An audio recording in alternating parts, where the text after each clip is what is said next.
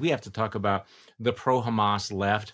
And by the way, I've spent much of the week being reassured by people that, the pro-Hamas left is too small, it's not significant, we can simply ignore them. And it's certainly true that this does not reflect most of the left. It does not reflect certainly very many elected Democrats. On the other hand, this is a thing, Tom, and I want to read you. You had one of your colleagues at the Atlantic has just an absolutely fascinating story, which I would strongly urge people to read. Gail Beckerman in the Atlantic, after the brutal violence committed by Hamas against Israeli citizens, I looked around for my friends on the left, and I felt alone.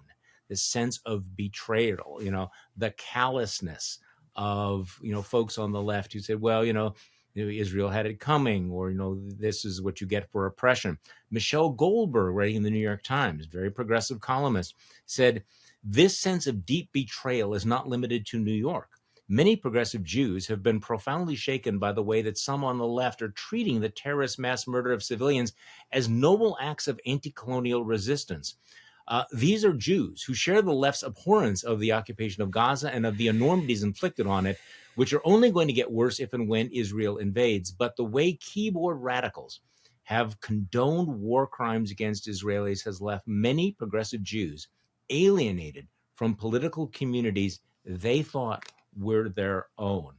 So, again, they are certainly not dominant, but they are a recessive gene on the left. And I have to say, among the things that were very shocking, we're watching many of these organizations, including the Democratic Socialists of America and some of the chapters of Black Lives Matter, and many of these student organizations at elite schools like Harvard and California, issuing statements that were just objectively speaking pro-Hamas, and Hateful. actually embracing and endorsing the atrocities. Morally, a term I use maybe too often, morally vacuous, but also just immoral.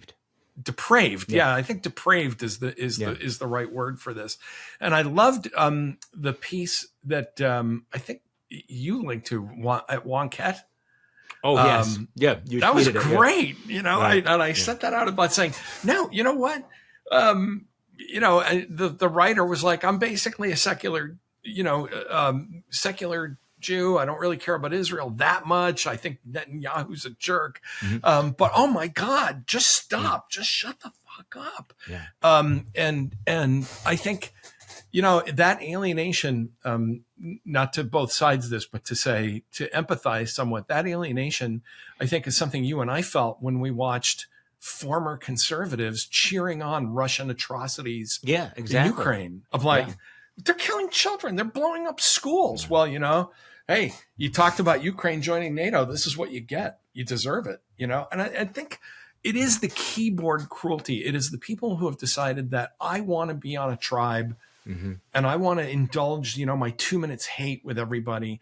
And I also think this goes, you asked a question earlier, Charlie, that I think was really good about how did Israel lose its way and not how did this garrison state kind of get to the point where people didn't think there would be a problem having a music festival walking distance from Gaza, and I think it's partly the part of the reason things are coming apart is because the world has been not dangerous for a long time, and because we haven't had a sense of threat for a long time, and because it's like, well, if I say this on, if I type about how, Ukraine had it coming, or Hamas, you got to hand it to Hamas, that I'm just kind of self-actualizing, and that doesn't have any real world implications. And I think we've lost the sense that there was once a time where when adults said things, those things had meaning and potential consequences. Now, college kids, I'm not going to give a pass to the college kids. I'm just going to say college students, I love Dan Dresner's point he made years ago about college is where you go to say stupid things and then to learn how stupid they are. And hopefully that's happening. Well, I'm not sure. Hopefully there's a clarifying moment where people realize, okay, did I really say that? I'm hoping that there are liberal professors, and I've seen this happen in the past in my teaching career. I'm hoping there are liberal professors taking their students aside and saying, this is not what being on the left really means. Right. This is That's not what this is about. And not everything's about you. Yeah. So this could be a clarifying moment, and there might be some realignment. It will be interesting to see whether or not this actually pushes some folks on the left who maybe have been somewhat ambivalent about Israel to look around and go, okay, no, I really don't want to be on that team. I really don't want to be associated with these people. Maybe this will serve to completely marginalize groups like the Democratic Socialists of America. You had a congressman from Minnesota, Democratic congressman, who said, I'm out. I don't want to be part of you. Even AOC is denouncing this sort of thing. The anti-Semites on the left can be counted now on one hand, I think, elected members of Congress. But it was stunning. And I think that, for people on the left who say you guys shouldn't be talking about this or they're not significant, one of the experiences that we've had over the last decade that continues to haunt me is the fact that we didn't take seriously some of the fringe figures on the right, people on the far edges of the fever swamp, who then suddenly became in positions of influence. So I'm not saying that's going to happen on the left, but they are there. There's a demographic division. There's a split in the Democratic coalition, where I think most older Democrats are supportive of what the Biden administration is doing, supportive of Israel. But you look at public opinion polls, and there's been real erosion of support for Israel among younger progressives. And I think that needs to be highlighted. We need to have the kind of debate. And the article that was in the Atlantic about this, the Michelle Goldberg piece, tells me that there's going to be a reckoning on the left. People are saying, we thought we were on the same side. But if we're not on the same side when it comes to this issue, then we're really not on the same side. One thing about the left is that, and one place I think they are less dangerous than the right is the extremists on the left tend to grow out of their extremism. Mm-hmm. The extremists on the right tend to grow into their extremism. That's an interesting point. Right? I hope you're right. Well, we've seen it on the right. As people get older, rather than becoming more mellow and more savvy, wise, they become more sealed off from reality.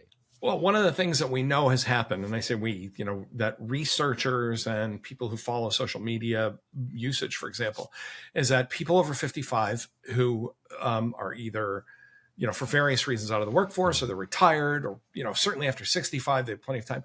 They spend a lot of time just marinating. This friend we were talking about earlier that, no one can talk to anymore. He just sits and bathes in Fox News, like the Hulk taking in gamma rays all day. It's just, there's just no talking to him.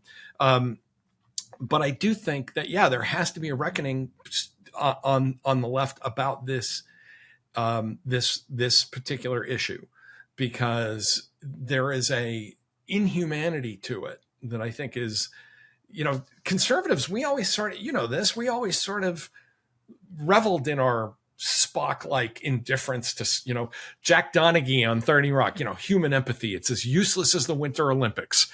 That we were the cold-hearted, cold-blooded, realist foreign policy guys. But the left, has always been more about heart and empathy, and this is really cold and inhuman. And I hope that there are people on the left talking to their comrades about this. And I think that's, I also want to say, I wanted to jump on. I wanted to jump on the one point and sort of add to that mea culpa, that I think the thing, when people start, and you've seen me play this game with people on social media, oh, this all began with Reagan, and it began with Nixon, it began with the blah, blah, blah. No, if you really want to hammer the conservatives, it is those of us who did not want to look around us to see who we were in a coalition with. I think that's right. And that is the great sin, I think. Right. When I was a Massachusetts Republican, I didn't care what the Wyoming Republicans were doing. Exactly. I just cared that they were they were Republicans. Right. But also you also thought they were the recessive genes, that they were never going to really be, and they were never going to be the majority. But one of the things that we're describing here, though, is that with these new hermetically sealed alternative realities, it's very easy to be walled off from people who will tell you that's crazy, that's nuts. And we're seeing that accelerating on the right. Hopefully what's going to happen on the university campuses and on the left is there will be this dialogue, because it's not you and me telling, the Palestinian Justice Coalition, whatever, that you should not be putting out literature with hang gliders glorifying the rape and murder of those young people at the concert. It is fellow progressives who are saying to them, okay, this is not part of the left. Hamas is not part of the international left. So, because one of the things that, in these hermetically sealed universes like university campuses, which you've encountered as well, are the number of people who have never heard a different point of view, who are actually shocked when they encounter someone with a different opinion or a different perspective. And it comes as a shock to them because they assume that everybody shares these views. And so they don't have to analyze them. They don't have to think it through. That doesn't challenge their conscience. I think that what's happening right now is not cancel culture as much as, hey, guys, we really need to think through which side we want to be on, who we are, what we believe in, what our values are. And I think this is going to come as a shock to some students. It'll be a transformational event, I hope. It's not cancel culture to tell people to grow up. Yeah. I'm hoping that's one of the places these kids hear about how unacceptable this is from the kid next to them in the dining hall. Right. Look at him and say, dude, what the f- is wrong with you? Yeah. That to me, that is I think one of the things that has really broken down and created this bubble, but has broken down the ability of people to get out of those bubbles, is that we don't go to we don't mingle in social places anymore, like the dining hall or I don't want to do the bowling cliche, but even bars. You think of a bar like Cheers, right? I know places like that. I go to a place like that here in Rhode Island. And if you said something like, you got to hand it, there'd be people at the bar who would just kind of look down the bar at you and say, hey, what the hell's the matter with you? And that's actually an important function. It's a social corrective that things that you think sound great, at a DSA meeting or online or on Reddit or something, just think if you walked into a bar full of normal human beings, would you say this stuff and think that most, and I think this is what's happened to people on the right as well, that they are in an ecosystem of, people on Fox and on radio who say to them, the only problem with you is that you're not extreme enough. Well, you're right. You're more right than you know. And there's nobody to tell them they're not. This is a really good point, because I think that there's the whole keyboard warrior type thing where you go, kill them all, let God sort them out. And, it's easy to say that and, press send on the tweet. But if you actually have to confront another human being and explain why you are minimizing the killing of babies, the killing of women, the abduction of, elderly people, you can't do that. And people aren't going to do that. They're willing to say things because it doesn't feel like it's part of reality. I think it's, right.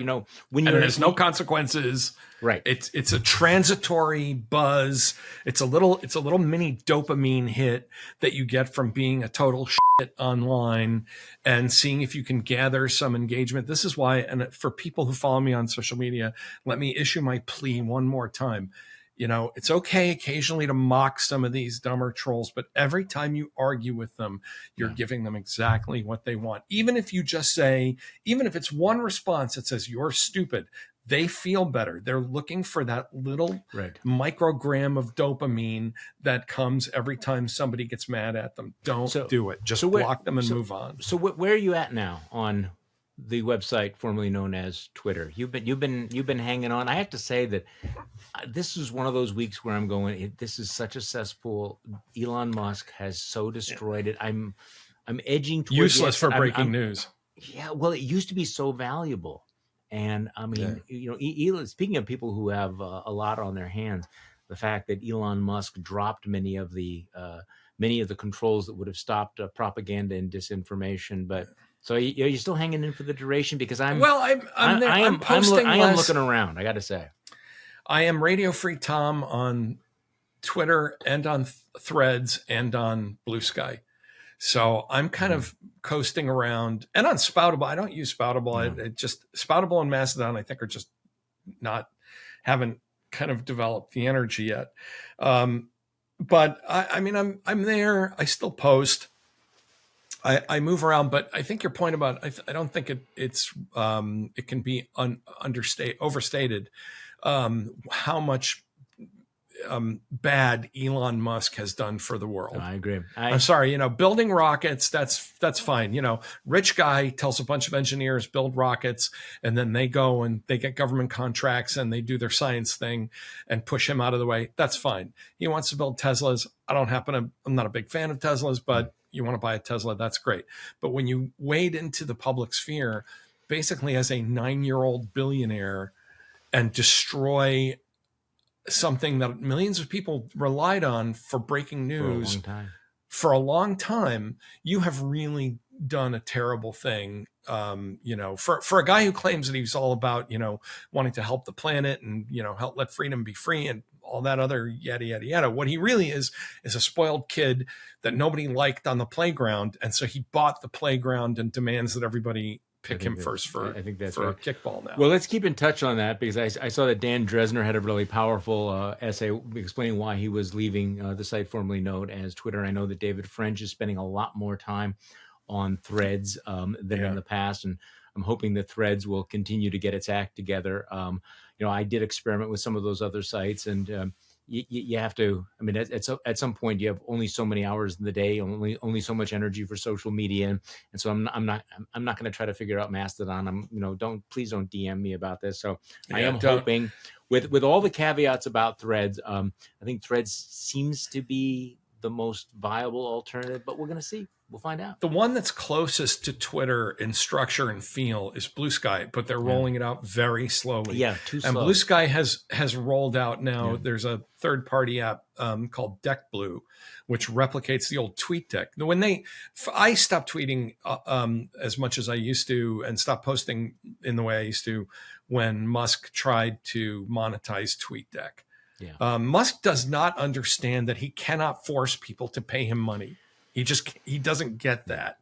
And that, when Threads, I think you're right. I mean, I get kind of annoyed with Threads, because it's like everybody knew Elon Musk was going to ram Twitter into the ground. Right. And you'd think that a bunch of other billionaire entrepreneurs would have said, there's an opportunity here. Exactly. Let's be ready for this. Instead they were like all kind of caught off guard, saying, well, gosh, we didn't think that would happen.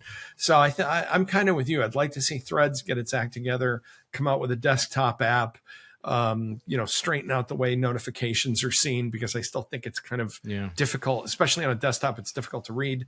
But I think, no one should forget what Elon Musk and the bunch of, and his gathered homunculuses have done to an important part of the public space.